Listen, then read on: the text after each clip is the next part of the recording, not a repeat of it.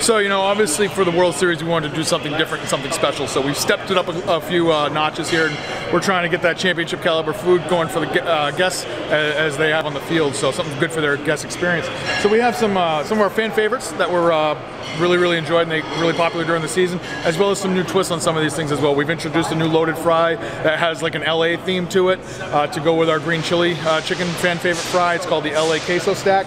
We have our Earn History Burger, which obviously the Astros saying right now is earn history, and we want to earn history with them. It's got a smoked brisket sausage on it, bacon, 2 patties, cheese, pico de gallo, fried jalapenos.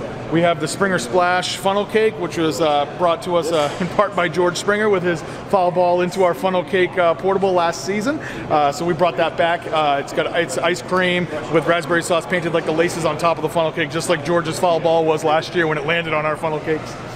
We have our brisket tacos, which are braised beef brisket with pickled red onions, a little bit of a chipotle aioli on flour tortillas.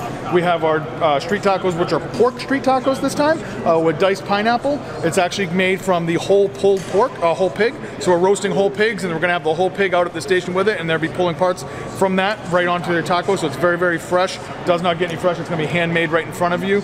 We have our mac and cheese waffle cone, which is fresh mac and cheese. It's also got house braised brisket on top, pickled onions, a little bit of a sriracha aioli, some green onions. It's delicious. So while we're making these, we want to make sure that the fans don't end up ruining a lot of their new stuff that they've just bought. Obviously, people are at the World Series. They want to remember positive things about the World Series. They don't want to remember any negative impacts. So some of the stuff that we're doing while we're creating these is, are they fan friendly to eat? So that way they can have an easier time walking around and enjoying the game rather than spending time trying to clean up.